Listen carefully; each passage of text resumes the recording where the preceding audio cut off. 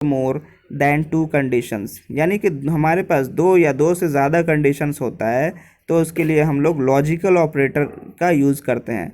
अब logical operator जो है यहाँ पर 3 होता है। हाँ, लॉजिकल ऑपरेटर भी जो है ये रिज़ल्ट जनरेट करता है।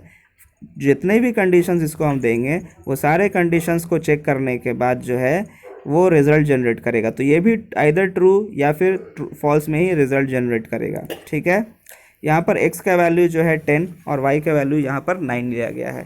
ठीक है,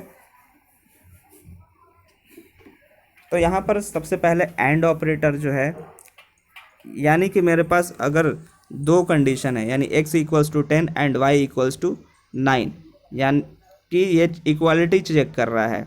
x में क्या वैल्यू 10 है, तो हाँ x में वैल्यू 10 है, तो इसका मतलब ये क्या दे दिया, ये जो है x इक्वल्स टू 10, यहाँ पर ये क्या रिटर्न करेगा, ये ट्रू रिटर्न करेगा। एंड y इक्वल्स टू 9, तो हाँ y में भी जो है ये 9 है, तो ये भी क्या रिटर्न करेगा, ट्रू रिटर्न करेगा। जब दोनों ट्रू रिटर्न किया तो रिजल्ट भी क्या होगा, अल्टीमेटली ट्रू ही होगा। ठीक है, तो एंड ऑपरेटर का जो है ये आप लोग टेबल थोड़ा सा ध्यान दे दीजिए। दो कंडीशन या दो से ज़्यादा कंडीशन, जितना भी कंडीशन हो, अगर उसमें से सभी ट्रू है तभी जा कर के ये ट्रू वैल्यू देगा। अगर पहला कंडीशन फॉल्स हो जाता है, दूसरा कंडीशन ट्रू हो जाता है, तो वो रिटर्न क्या करेगा, फॉल्स। अगर पहला कंडीशन ट्रू हो जाता है, दूसरा कंडीशन फॉल्स हो जाता है, तभी भी वो क्या करेगा, फॉल्स हो जाएगा, फॉल्स रिटर्न करेगा।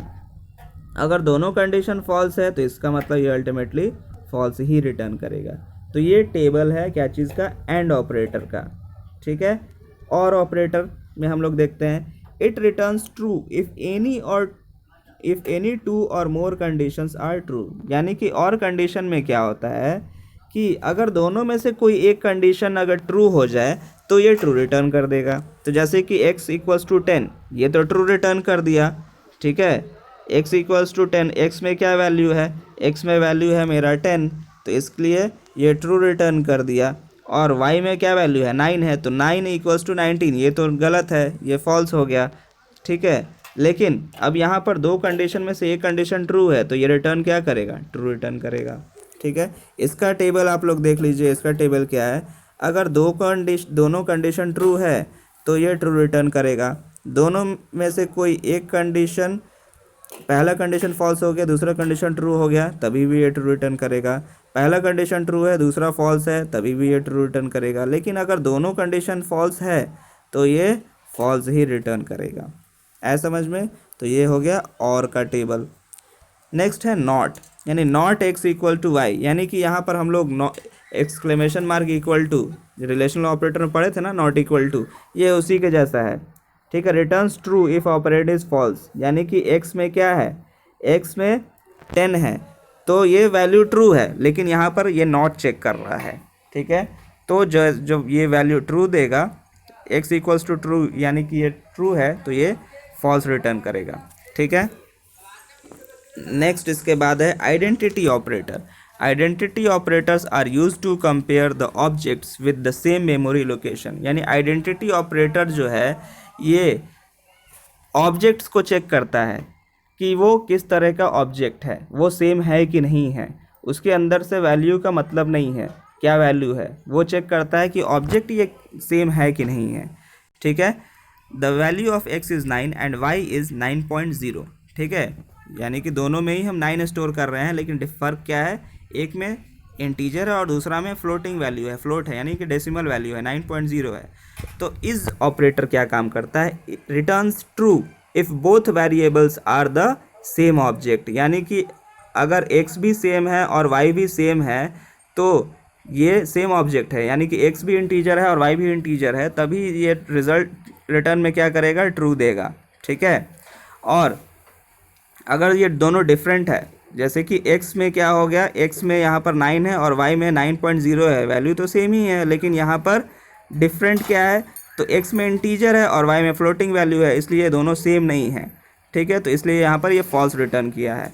Is not returns true if both variables are not the same object, यानी दोनों जो है ये ऑब्जेक्ट सेम नहीं है, एक इंटीजर है और एक फ्लोटिंग वैल्यू है को होल्ड करके रखा है, तो इसलिए यहाँ पर ये जो है ये ट्रू रिटर्न किया है। x इज़ नॉट y, ये सही है, इसलिए ट्रू रिटर्न किया है। x जो है ये y के जैसा नहीं है, ऐसा समझ में।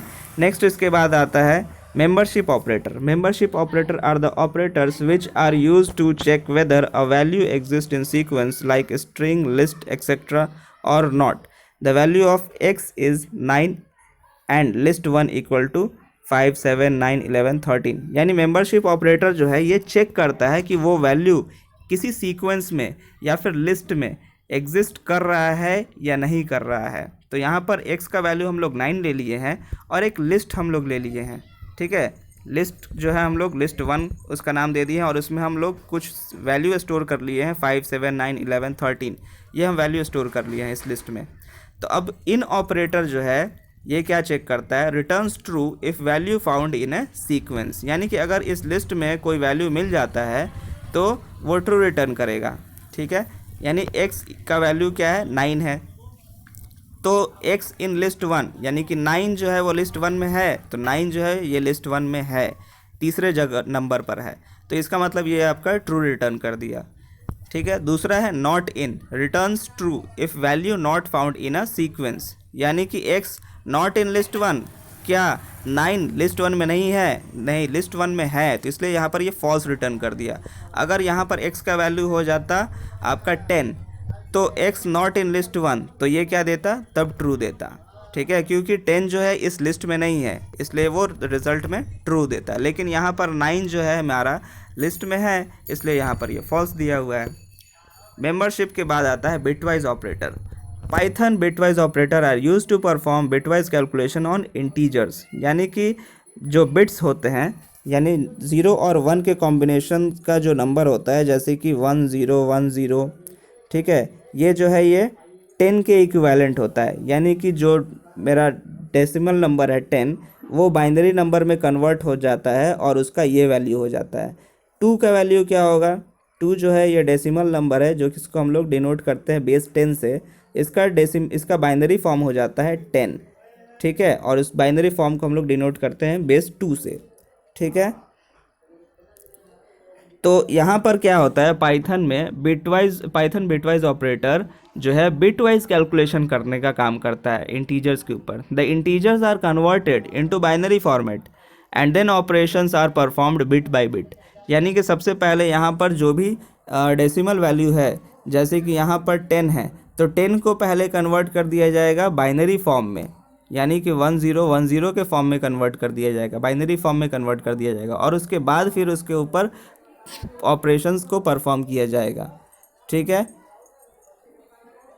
Python bitwise operator work on integer only and the final output is return in decimal format. ठीक है, यहाँ पर जो है जो भी हम डेसिमल वैल्यू को हम लोग इनपुट करेंगे तो उसके बाद वो कन्वर्ट करेगा बाइनरी में फिर वो ऑपरेशंस कैलकुलेशंस करेगा. उसके बाद फिर वापस जो भी रिजल्ट आएगा बाइनरी का उसको वापस से फिर कन्वर्ट कर देगा डेसिमल फॉर्मेट में और वहाँ पर वो उस वैल्यू को प्रिंट करके दिखा देगा. ठीक है, तो बिटवाइज ऑपरेटर जो है उतना डिटेल में हम लोग नहीं पढ़ेंगे, बस सिर्फ ये जान लीजिए कि बिटवाइज ऑपरेटर भी एक तरह का ऑपरेटर होता है. ठीक है, नेक्स्ट क्लास में आगे हम लोग टॉपिक कवर करेंगे. फ़िलहाल आज के लिए इतना ही. Thank you.